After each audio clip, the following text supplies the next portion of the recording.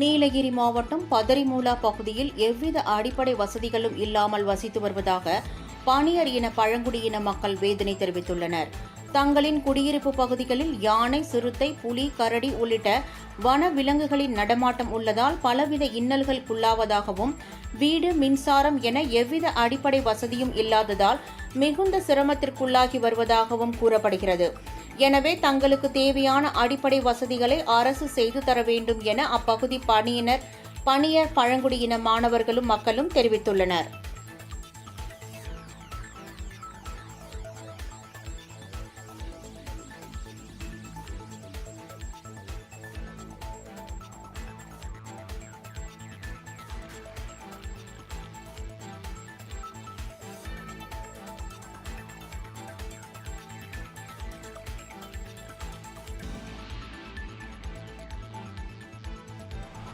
என் பெயர் கிருத்திகா. நான் 7ஆம் வகுப்பு படிக்கிறேன்.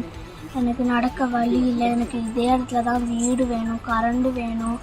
ரொம்ப பயமாக இருக்குது. அப்பாவையும் அம்மாவையும் அன்றைக்கி யானை துரத்துறதுனால சரியான பயமாக இருக்குது. வீட்டில் இருக்கவே பயமாக இருக்குது. வீடெல்லாம் யானை உடச்சிருச்சு. எனக்கு கன்ஃபார்ம் லைட்டு வேணும். எனக்கு படிக்க கூட முடியலை, கரண்டு இல்லாதனால. என்னால் படிக்கிறதுக்கே எதுவும் பண்ண முடியலை.